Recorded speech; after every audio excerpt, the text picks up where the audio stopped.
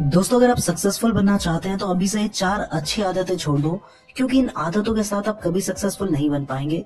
इन आदतों को मैं अच्छा इसलिए कह रहा हूँ क्योंकि दोस्तों ये आदतें हमारी मदद करती हैं आराम करने में, लेकिन दोस्तों ये आदतें हमें मेहनत करने से रोकती भी हैं।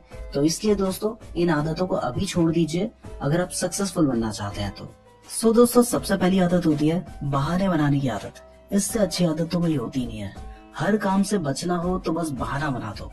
एग्जाम्पल, आप बॉडी बनाना चाहते हो लेकिन जिम जाते वक्त बहाना बनाते हो। भाई जिम चल रहा है, भाई आज नहीं यार, आज काम है, कल से चलूंगा।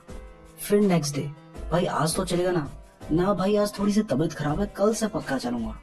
फिर नेक्स्ट डे, भाई जिम चल रहा है, भाई मंडे से चलेंगे ना यार। फिर मंडे को, भाई अब 1 तारीख आने वाली है, 1 तारीख से चलेंगे। और इस तरह से हम बहाने बनाते रहते हैं। तो भाई अगर आप अपनी लाइफ में कुछ चेंज देखना चाहते हो, सक्सेसफुल बनना चाहते हो, तो सिर्फ 1 हफ्ते ट्राई करके देखो, बहाने मत बनाकर। 1 हफ्ते अभी आप ट्राई करके देखो, आपको अपनी लाइफ में खुद चेंज देखने लगेगा। उसके बाद आप कभी बहाने नहीं बनाओगे। दोस्तों, दूसरी आदत होती है जल्दी हार मान लेना। हम में से बहुत सारे लोग कोशिश तो करते हैं, लेकिन जब फर्स्ट अटेम्प्ट में सक्सेसफुल नहीं हो पाते हैं तो हार मान लेते हैं और फिर दोबारा कोशिश नहीं करते। सोचो, अगर थॉमस एडिसन ने फर्स्ट टाइम फेल होने के बाद दोबारा कोशिश नहीं की होती, हार मान ली होती, तो हमारे घर में लाइट कैसे होती। थॉमस एडिसन 1000 बार फेल हुए थे, उसके बाद उन्होंने बल्ब इन्वेंट किया था। उसी तरह से दोस्तों रितेश अग्रवाल, जब वो 18 साल के थे तब उन्होंने ओरेबल स्टेज नाम की एक कंपनी शुरू की थी। वो कंपनी फेल हो गई थी। अगर वो उसके बाद दोबारा कोशिश ना करते तो वो ओयो रूम्स कभी नहीं बना पाते। जब वो 21 साल के हुए तब उन्होंने ओयो रूम्स नाम की कंपनी स्टार्ट की और आज ये कंपनी इतनी बड़ी हो चुकी है कि वो 3,500 करोड़ के मालिक है और अभी उनकी उम्र सिर्फ 26 साल है।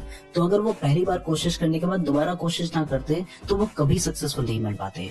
तो अगर आप फर्स्ट अटेम्प्ट में फेल हो जाते हो तो दोबारा कोशिश करो, तब तक कोशिश करो जब तक आप सक्सेसफुल नहीं हो जाते। दोस्तों, तीसरी आदत होती है अपने सक्सेसफुल ना होने के लिए दूसरों को जिम्मेदार ठहराना। मैं बिजनेस इसलिए नहीं करता क्योंकि मेरी फैमिली सपोर्ट नहीं करती। मेरे एग्जाम में अच्छे मार्क्स इसलिए नहीं आए क्योंकि मेरे टीचर ने सही से नहीं पढ़ाया था, इंपॉर्टेंट क्वेश्चंस नहीं बताए थे। और इस तरह के बहाने बनाकर हम अपनी कमियों को छुपा लेते हैं। बहाने बनाने में तो हम इंसानों को क्या, भगवान को भी नहीं छोड़ते। भगवान मेरा साथ नहीं देता।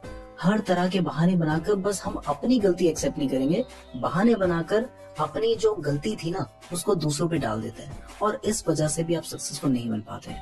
अगर दोस्तों आपकी गलती है तो उसको एक्सेप्ट करो। अगर आप किसी वजह से सक्सेसफुल नहीं बन पाए तो उस कमी को ढूंढो और उसको दूर करने की कोशिश करो। अपनी गलती को किसी और के ऊपर डालोगे तो आप कभी सक्सेसफुल नहीं बन पाओगे। दोस्तों, चौथी आदत होती है जिसकी वजह से ज्यादातर लोग सक्सेसफुल नहीं बन पाते, वो होती है हर काम को टाल देना।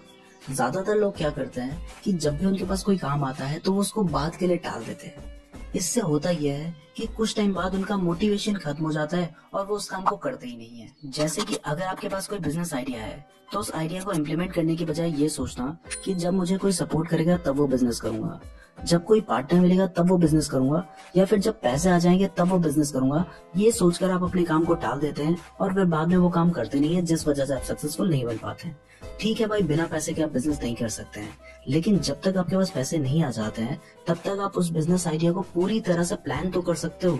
फॉर एग्जाम्पल, अगर आपका बिजनेस आइडिया मोबाइल ऐप से रिलेटेड है तो आपने उससे रिलेटेड पूरी इंफॉर्मेशन ले लेनी है कि किस तरह का वो ऐप बनेगा, कितना टाइम उस ऐप को बनने में लगेगा, कौन सी कंपनी उस ऐप को बनाएगी, कितना पैसा उस ऐप को बनाने में लगेगा। ये सारी इंफॉर्मेशन निकाल कर आपको बिजनेस प्लानिंग कर लेनी चाहिए, तभी आप बिजनेस कर पाएंगे। अदरवाइज